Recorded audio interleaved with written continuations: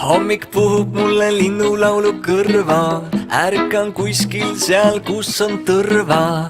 Aken väike, maailm suur, võtan päeva vastu naeratus sul.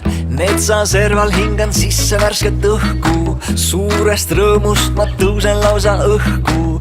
On see lind, on see kala, või ma kujutan ette, sest on parav. See on suvi, see on meie suvi. See on suvi, hei, see on meie suvi.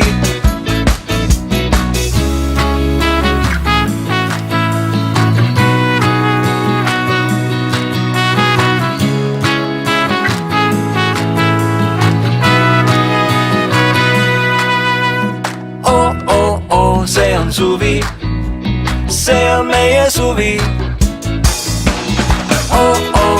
See on suvi, see on meie suvi. See on suvi, see on meie suvi. See on suvi, hei, see on meie suvi.